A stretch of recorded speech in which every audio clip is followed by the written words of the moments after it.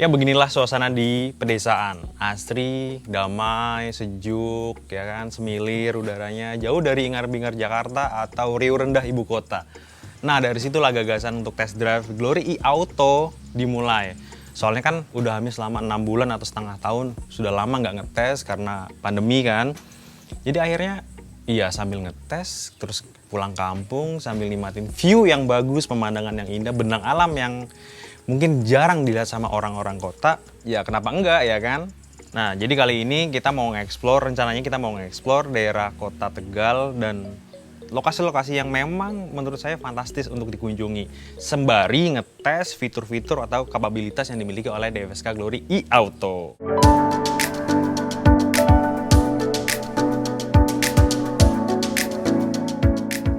Sudah lama rasanya nggak pulang kampung halaman semenjak virus corona merebak. Selang beberapa bulan akhirnya dapat jatah ngetes mobil. Maka ini jadi kesempatan bagus buat benar-benar ngerasain SUV anyar merek Tiongkok. Kendaraan yang kalian lihat ini tak lain DFSK Glory i-Auto. Sebetulnya ia urban SUV, namun rasanya kurang afdol kalau menguji kapabilitas mobil hanya di dalam kota saja. Sontak, hasrat mudik alias mulih DC dalam bahasa Jawa begitu menyeruak. Langsung kebayang sih destinasi wisata deket rumah yang benar-benar elok dipandang. Seperti pemandian air panas Guci, Kabupaten Tegal, serta Danau Kapur di wilayah Margasari. Dan ada alasan kenapa saya beranjang sana ke lokasi itu. Singkat cerita, setelah kerjaan selesai, langsung bergegas persiapan jalan. Ini nih enaknya Glory i-Auto. Tinggal tendang kaki di buritan, otomatis pintu belakang terbuka. Masukin koper sebesar ini nggak pakai ribet. Masuk kabin pun nggak perlu pencet-pencet kunci.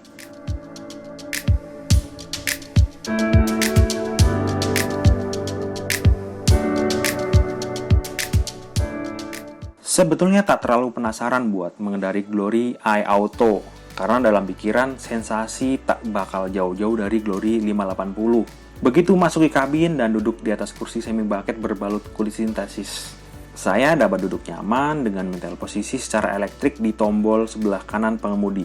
Setir juga berbalut material apik, genggamannya terasa pas. Namun sayang, ia hanya memiliki pengaturan lingkar kemudi atas bawah, belum teleskopik yang bisa ditarik, naik turun. Orientasi sesaat sebelum berkendara tak lupa dilakukan sembari mempelajari fungsi peranti tertentu. Nah, saat posisi sudah pas dan dirasa optimal, saya mendapatkan visibilitas yang baik di depan. Moncong, sisi samping hingga buritan terpantau jelas. Kian mantap ditambah dengan kamera 360 atau 360 derajat plus sensor parkir. Selanjutnya, pasang seatbelt dan tekan tombol start-stop. Bunyi mesin langsam terdengar amat lirih. Kegedapan kabin patut diapresiasi lantaran terpasang peredam di atas 4 roda. Namun begitu memindahkan tuas dari posisi P ke D atau drive, mobil melaju perlahan di jalanan ibu kota. Kesempatan ini dipakai untuk menyelami komunikasi antara engine, transmisi, dan kemudi.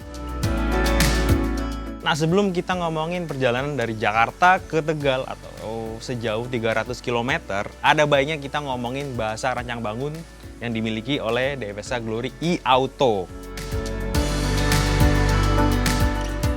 Glory i-Auto punya bahasa racikan Infinite Starlight Design. Kalau diterjemahkan ke dalam rupa, desain itu menjelma pada kisi-kisi depan bergaya bak mobil premium. Ya, tak sedikit yang bilang kalau aksen depan mirip mobil berlogo 3 palang asal Jerman itu. Iya, saya sendiri sih menganggap itu bukan sebagai problem. Kadang prosesnya memang begitu, dari imitating kemudian menuju innovating. Lihatlah detail visual 3 dimensi berupa titik-titik kromium yang berpendar, bersama logo besar DFSK di tengahnya. Lihat nih, bagian pencahayaan LED ditata lebih tajam dan tegas, plus DRL depan atau lampu siang hari depan kayak mobil mewah. Mata depan Eagle Eyes yang sempat dipamerkan saat ia masih purwarupa atau prototype, nyatanya ditinggalkan, lalu berganti dengan rumah lampu yang sipit berbentuk jajar genjang. Ditambah proporsi bingkai dan bumper tajam menambah kesan elok. Begitu pula di buritan, lampu belakang dirancang lebih tegas dalam garis LED bermotif. Mengikuti tren kekinian, penyangga bodi pakai pelek 18 inci yang disemprot cat abu-abu gelap. Itu seolah-olah menenggelamkan paradigma bahwa mobil Tiongkok itu picisan. Ya, barang picisan. Nah, ini bagian yang paling menarik dari sisi pengetesan. Nah, kita melalui berbagai medan nih, dari jalan tol, jalan semi off-road, jalan desa, atau bahkan jalan pegunungan yang naik turun. Jadi kita bisa ngetes berbagai fitur dan kapabilitas yang dimiliki DFSK Glory e-Auto. Di atas papan konstruksi monocoque alias unibody duduk mesin bensin yang sama dari Glory 580. Jantung mekanis 1,5 liter turbo sanggup berdenyut hingga 150 PS pada 5.600 RPM. Kemudian torsi maksimal 220 Nm diraih sejak 1.800 hingga 4.000 RPM. Yang saya rasakan, transmisi CVT kurang begitu mulus mendistribusikan tenaga ke roda depan. Sedangkan untuk berselancar di jalan bebas hambatan, ya relatif normal saja. Ekspektasi pada Glory i-Auto sebaiknya jangan terlalu membumbung tinggi. Induksi turbo bekerja di putaran atas. Anda harus benar-benar bersabar, benar-benar sasi atau hendak menyalip kendaraan di depan. Walau pedal gas ditekan lebih dalam atau kickdown, angka rotasi mesin bisa tembus sampai 5.000 RPM. Sayang, putaran mesin tidak diikuti dengan kecepatan tangkas atau ya tidak linear. Dari 70 km per jam, nyatanya harus diurut relatif lama hingga sampai 100 km per jam. Racikan sektor performa laju belum terasa optimal. Menurut saya, korelasinya antara tiga bagian ini, engine, ECU, serta transmisi CVT. Gimmick lain yang disediakan DFSK berupa cruise control. Untuk mengaktifkan, Anda cukup tekan tombol di kanan setir. Namun anehnya, saat berada di settingan itu, putaran mesin meraung 4.000 sampai 5.000 RPM. Lantaran jalanan lengang, dibiarkanlah ia melaju dan menunggu lama agar engine mereda sampai 2.500 RPM. Entah kenapa saya sendiri belum bisa menemukan penyatuan bersama, belum bisa tune in. Jeda turbo tergolong besar saat mengakses kecepatan tinggi. Lantas, berapa efisiensi bahan bakar yang disedot? Di meter cluster atau MID tidak ditemukan informasi yang menunjukkan rata-rata konsumsi bensin. Mau tak mau, metode pengujian wajib pakai full to full alias isi penuh, kemudian diisi penuh lagi. Mobil kemudian bergerak hingga 147,8 km dengan medan landai dan kendaraan diisi 4 penumpang bersama kru Auto.com. Selanjutnya kembali diminumi pertamax hingga posisi optimal 19,37 liter. Gaya berkendara kami benar-benar diatur secara normal. Tidak terus-menerus tancap gas atau putaran RPM berantakan. Tidak seperti itu. Dan hasilnya keluar 7,6 km per liter. Itu sebuah angka yang sangat tidak mengembirakan. Buat ngobatin rasa kurang menyenangkan itu, mending ya refreshing sajalah ke gunung di objek wisata air panas Guci. Di trek sini berkelok-kelok dan menanjak, jadi cocok buat menguji kemampuan torsi Glory i-Auto. Walau menggunakan gerak depan, mobil sanggup melewati area pegunungan.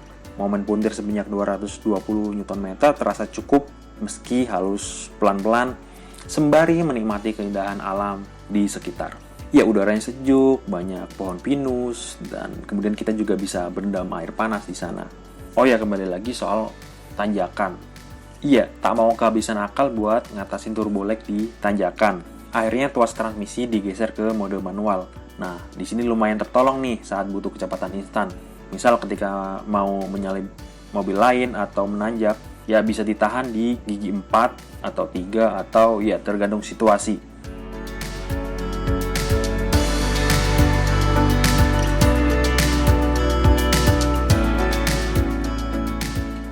Nah, sepuas main di Guci sambil lihat yang bening-bening, akhirnya saya putuskan untuk pulang ke rumah sembari menjenguk orang tua dan rehat.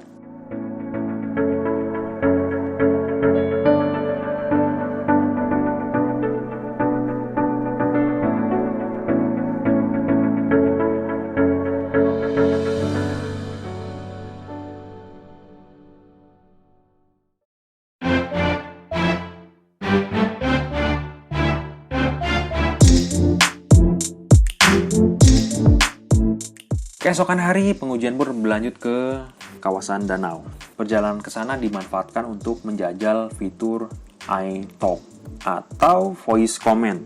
Sensornya diklaim dapat mengenali beragam dialek suara dari berbagai konsumen di tanah air.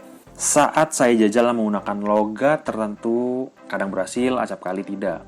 Ada 5 kategori kontrol suara, yakni mendukung fungsi mobil, multimedia, menjawab panggilan, navigasi suara, dan Bluetooth. Hi Glory, it's too cold.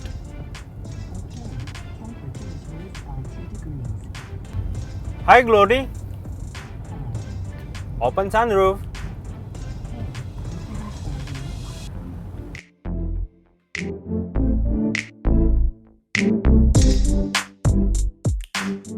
Iya, sayangnya bukan menggunakan bahasa Indonesia seperti milik Almas yang menggunakan Win. Secara personal butuh waktu beberapa detik kala melafalkan perintah suara hingga fungsi atau fitur bekerja optimal. Kendaraan pun mendekati lokasi. Track off-road ringan ini jadi lokasi untuk ngetes suspensi dan mode snow. Iya, betul, di Indonesia tidak ada salju. Ya, aneh nggak sih? Ya nggak juga. Sebenarnya masih bisa dimanfaatkan saat melewati jalanan licin yang berlumpur. Tombol pengaktifannya ada di konsol tengah kiri tuas transmisi. Jadi, ketika tombol diaktifkan, ECU berusaha menjaga putaran dan ban mendapatkan traksi optimal. Walau ketika pedal akselerator ditekan, roda tidak akan menggelincir. Dan ini jadi poin yang bagus yang mungkin orang jarang terpikirkan. Kalau menurut saya, pengendalian Glory e-Auto bisa dibilang enak. Peredam di depan pakai MacPherson strut dan penyangga roda belakang menggunakan torsion beam plus stabilizer. Parameter nyaman atau tidaknya kendaraan itu bisa dilihat dari kebutuhan. Apakah Anda berorientasi pada mengemudi atau cenderung sering jadi penumpang. Jadi layak nggak sih Glory e-Auto itu dibeli? Iya, kalau ngomongin kelengkapan memang melimpah dan nyaman. Iya, bolehlah dibanggakan. Dengan harga 329 juta secara personal, ia cukup mewakili ekspektasi sebagai urban SUV. Bekerja memang buat mengisi kantong, tapi bertualang itu mengisi jiwa. Lebih enak lagi mendapatkan keduanya. Inilah kisah perjalanan kami bersama Glory e-Auto. Dari semua kapabilitas, engine, fitur, menurut saya cukup mewakili ekspektasi dari sebuah urban SUV.